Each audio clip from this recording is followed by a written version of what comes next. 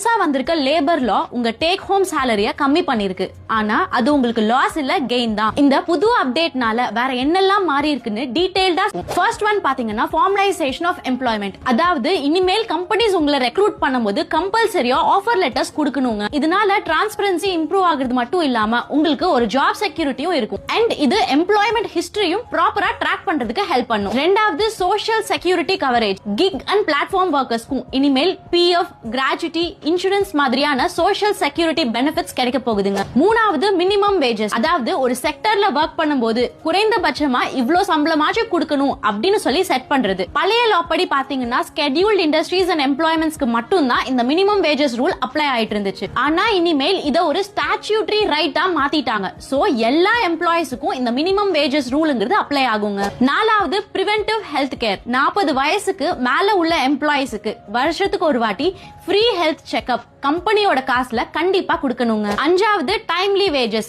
மாசத்துல கண்டிப்பா 7ஆம் தேதிக்குள்ள உங்களோட சம்பளம் உங்களுக்கு வந்துடணும். ஒருவேளை வரலனா நீங்க தாராளமா கேஸ் ஃபைல் பண்ணலாம். ஆறாவது women work force participation.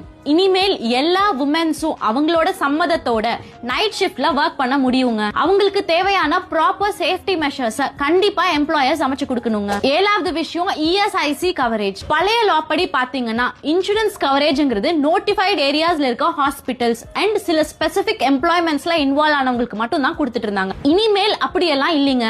Pan இந்தியால நீங்க எங்க வேணா ட்ரீட்மெண்ட் எடுத்துக்கலாம் அண்ட் எல்லா எம்ப்ளாயிஸ்க்கும் இந்த இஎஸ்ஐசி கவரேஜ் வரப்போகுது. எட்டாவது விஷயம் ஃபிக்ஸ்ட் டேர்ம் எம்ப்ளாயிஸும் இனிமேல் ஒரு வருஷத்திலேயே கிராச்சுவிட்டிக்கு எலிஜிபிளுங்க. பழைய லா படி பாத்தீங்கன்னா இந்த ஃபிக்ஸ்ட் டேர்ம் எம்ப்ளாயிஸ் அதாவது கான்ட்ராக்ட் எம்ப்ளாயிஸ் 5 வருஷமாச்சும் ஒர்க் பண்ணிருந்தாதான் அவங்களுக்கு கிராச்சுவிட்டி கிடைக்கும். ஆனா புது லா படி இனிமேல் அவங்க ஒரு வருஷம் ப்ராப்பரா ஒர்க் பண்ணிருந்தாலே அவங்க கிராச்சுவிட்டிக்கு எலிஜிபிளுங்க. ஒன்பதாவது விஷயம் ஈக்குவல் பே. ஃபிக்ஸ்ட் டேர்ம் எம்ப்ளாயிஸ்க்கும் இனிமேல் பெர்மனன்ட் எம்ப்ளாயிஸ்க்கு எவ்வளவு பே கொடுக்கறாங்களோ அதுக்கு ஈக்குவலான பே கிடைக்க போகுதுங்க. 10வது விஷயம் ஈக்குவல் பெனிஃபிட்ஸ். ஒரு பெர்மனன்ட் எம்ப்ளாய்க்கு கிடைக்கிற லீவ், மெடிக்கல் எக்ஸ்பென்சஸ், கிராச்சுவிட்டி, இன்சூரன்ஸ்னு எல்லாமே இனிமேல் ஃபிக்ஸ்ட் டேர்ம் எம்ப்ளாய்க்கும் கிடைக்க போகுதுங்க. 11th விஷயம் பாத்தீங்கன்னா பேசிக் salary. நவம்பர் 21ஆம் தேதியில இருந்து உங்களோட பேசிக் salary 50% ஆஃப் யுவர் சிடிசி மாற போகுதுங்க. முன்னாடி பாத்தீங்கன்னா பல எம்ப்ளாயர்ஸ் 30 to 40% தான் உங்களோட பேசிக் பேயா கொடுத்துட்டு இருந்தாங்க. மீதி எல்லாத்தையும் அலவன்ஸா கொடுத்துட்டு இருந்தாங்க. இதுக்கு காரணம் அவங்களோட பிஎஃப் கான்ட்ரிபியூஷன் கம்மியா இருக்கணும்ங்கிறதுக்காக.